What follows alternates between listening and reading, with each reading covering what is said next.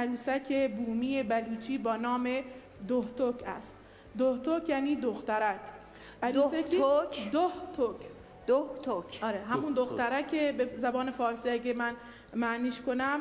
و اینکه خیلی قدیمیه، جز عروسک‌های بدون چهره ایران و جهان هم هست. چرا بدون چهره؟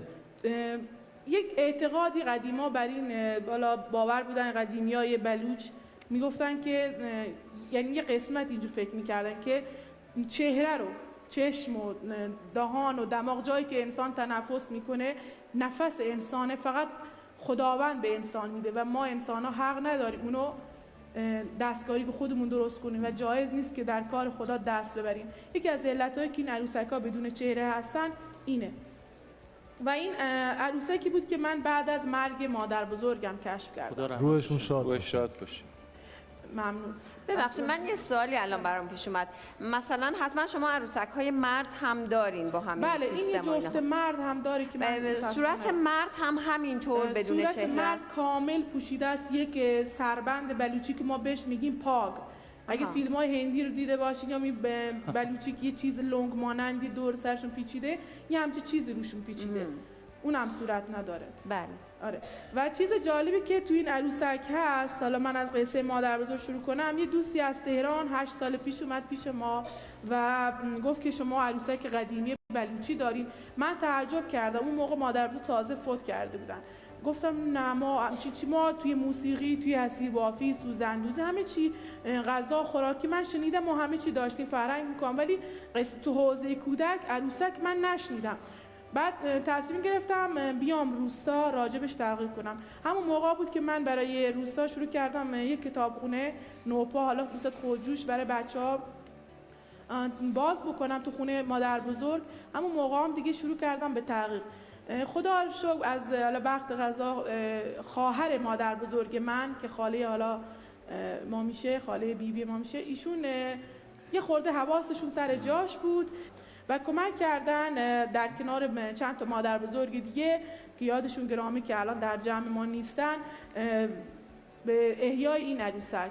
از اول برای ما یک عروسکی که شاید 100 سال فراموش شده و کلا از ذهن‌ها رفته بود برای ما احیا کردن. خانم پرویزپور، تو اون سبده یه چیز سفید رنگی هم بله بود. بله. یکی از عروسک‌ها و اصلا کلا مراسم که در، حالا من نمیدونم چقدر نقاط بلوچستان این کار رو انجام میدادن، ولی در ایران شهر، بازم میگم روستای ابتر، اما چرا همش از ابتر اسم میبریم؟ چون چسبیده به ایران شهر، یعنی دور از ایران شهر بخش مرکزیه.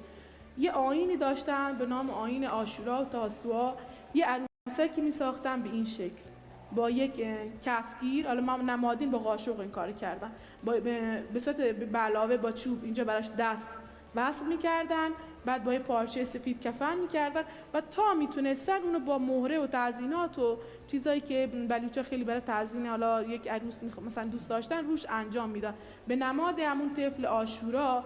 بعد روز عاشورا تاسوعا یه روز جلوترش میرفتن اینو روی دست میگرفتن، خانم‌ها یه گروه میشدن، همه خونه های روستا در میزدن و طلب گندم و جو میکردن و اینو برای نذری روز عاشورا میخواستن. درسته.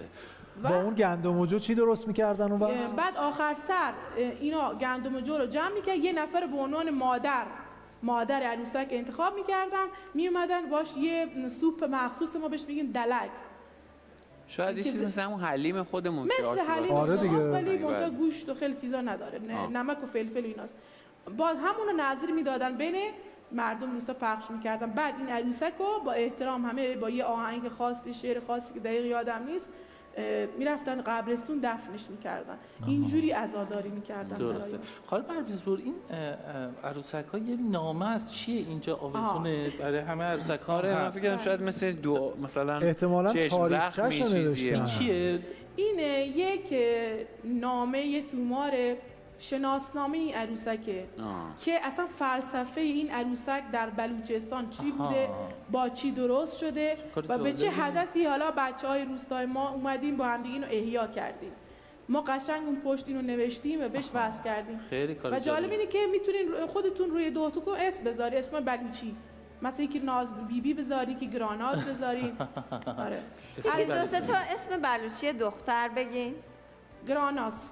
گراناز. کسی که نازش گران است. چه اسم سنگ قشنگی. باوقار است. گراناز. آره. دیگه چی؟ ناز بیبی، خب. مهتاب ملک، سلطان ملک، گل خاتون، گنج اسم خاتون. قشنگیه. گل خیلی خاتون. چه اسم قشنگیه. خیلی خیلی ما روی همه عروسک‌ها یه دونه اسم بلوچی. تقاضای یک اسم پسرم دارن از پشت سر. شهداد، شهداد. چاکر. آره. شهدار. آره چاکر. یکی از افسانه‌های قدیمی بلوچیه که میر چاکره که خودش داستان و قصیده چاکر ر داره آخرش. خب دیگه چی مثلا اسم پسر؟ کیا کیا؟ که اسم قدیمی بلوچیه. شهداد رو گفتم. آخرداد. بعد خیلی زیبا. دیگه شهدور. بسیار عالی. یاد درود اون بر مادر شما بزرگ، باشه. پدر بزرگا خانم زنده باشه. پرویزپور تشریف بفرمایید. خیلی عالی.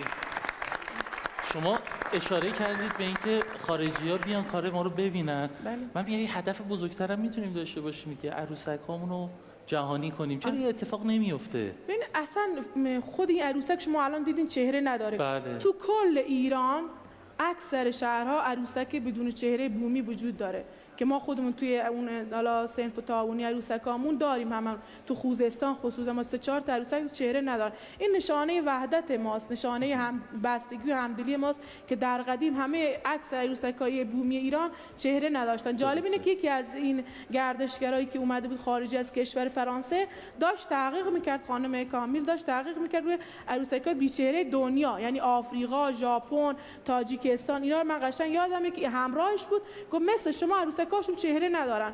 این همون نشان همبستگی، همدلی مردم دنیا بین هم بوده که من احساس می‌کنم عروسک‌های صلح هستن در واقع که ما باید اونا رو بیشتر بهشون بپردازیم. سفیر صلح و ان شاءالله جهانی بشن. مولانا در اون غزل معروف کجایید شهیدان خدایی بلاجویان دشت کربلایی یه بیت خیلی خیلی خیلی عمیق با مفهوم عمیق و زیبایی داره که من با این بیانی که الان ایشون فرمودند یادم افتاد. میگه کف دریاست صورتهای عالم.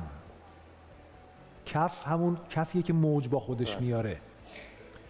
کف دریاست صورتهای عالم، بهل نقش و به دل رو گرزمایی. کف دریاست صورتهای عالم، ز کف بگذر اگر اهل صفایی.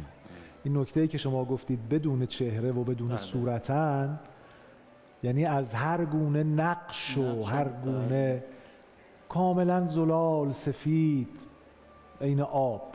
درود بر شما. ممنون و متشکرم. خیلی ممنون از بانوان محترمی که اینجا حضور داشتن. سرکار خانم پرویزپور عزیز. البته اشاره بکنم این خانمایی بودن که اصلا کسایی بودن که اصلا پایه کار ما رو توی ایران شهر و ابتر دست گرفتن. قصه دستبند خانم پورانوشو که با یه دستبند سوزندوزی شده که نمونهش اینجا هست، اومد کتابخونه، همه تعجب که ما سوزندوزی رو میتونیم، چون ما همش روی لباس انجام میدیم، نهایتا مانتویی که جدیدا مد شده، گفتیم ما میتونیم این روی مثلا دستبند هم انجام بدیم. همون دستبند این شد که ما معرفیشون کردیم ایشونو، کم کم خودشون پله‌های ترقی رو پیش رفتن، در سطح بین‌المللی نمایشگاه بین‌المللی میرن. خانم دستیار هم ترشیایی که مثلا خانوادگی نسلا در نسل خانوادگی این کارو میکردن، نمیدونستن چطور سر همش کنن.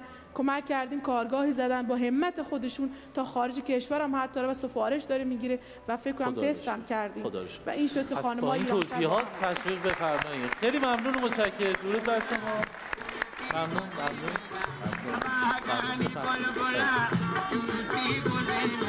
علمني درك يا